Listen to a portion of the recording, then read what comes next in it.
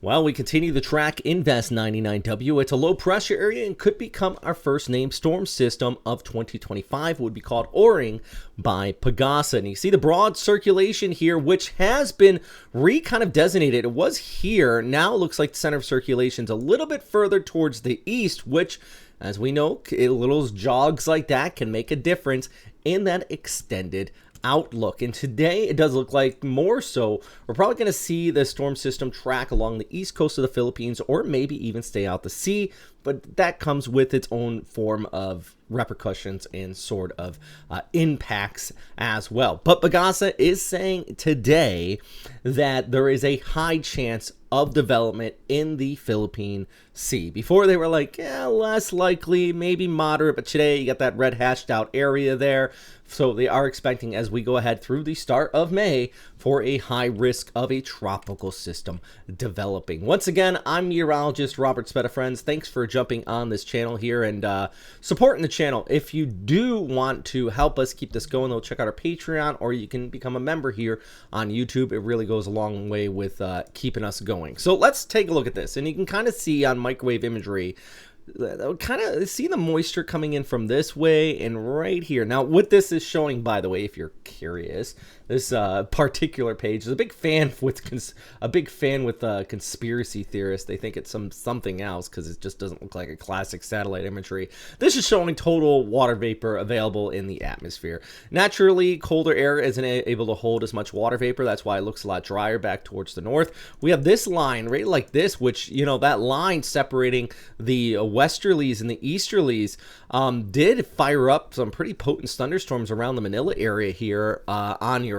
Monday evening. Actually, a report of gustnado, some hail out there in parts of Cavite. I have a separate update on that completely, but you can see that moisture flow and where this is kind of wrapping in just towards the south and east of Mindanao. You take a look at the latest ensembles. ECMWF today is backed off a little bit on some of the ensembles, to be quite honest with you, not really showing much there, but the GFS is still showing a lot. Pretty potent storm system off of the East Coast. In fact, the GFS is trying to grab a multitude of low pressure areas here. And in fact, let's kind of scroll through the GFS. You can see the time frame on the top of the screen. So I'm going out to the second, heading into the third, over towards the fourth. You can see this area just towards the west of Guam, and it tries to pick up a second low on its wake. It kind of spreads things out. Now, in this particular setup and scenario, if this did happen, this would for sure set up something like a river of moisture. We're talking about those mid to upper level winds, which would enhance a habagat flow from the west. So those places that have been very dry lately actually would set up with some pretty decent rain showers in this type of scenario. You can see it right just like that. Now the ECMWF is not really going for it. It really kind of backed off today. It still has that energy. It kind of runs up the Philippines. We can actually see that here with it coming on shore, the first to the second. There's your low pressure area right in here. And then we watch it as it just kind of crosses the Philippines.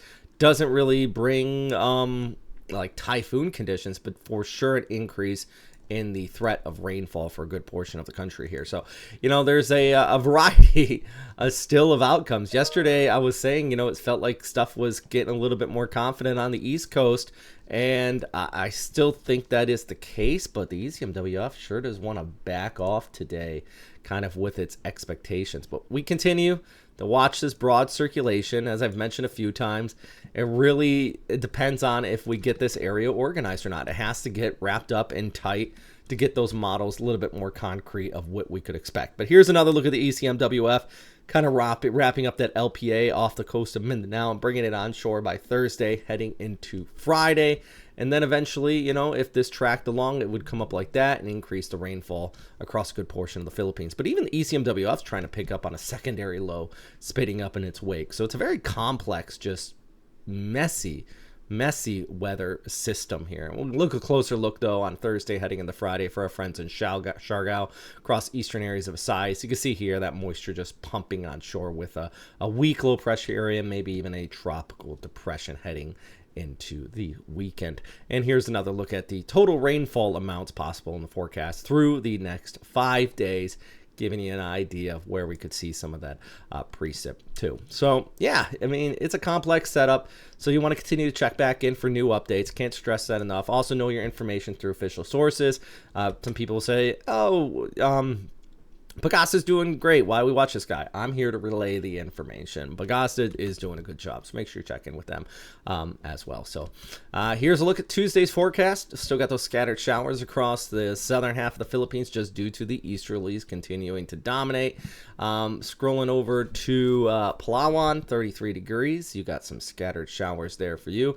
And then we can start to look back towards the north, with the isolated afternoon showers potentially in the Manila. Still got that kind of shear line set up. And also across the Cagayan Valley, 35 up to 36 there into Cagayan with isolated afternoon showers, which, if anything, brings a little relief from the heat.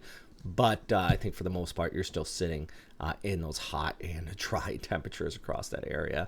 Look at the broader view. You know, if you like the waves, you're going to like this kind of easterly flow continuing to dominate across the Western Pacific.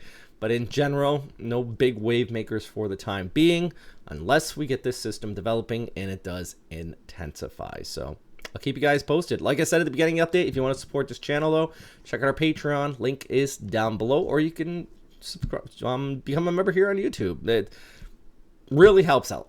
I'll straight leave with that. Anyways, thanks for watching, and stay safe.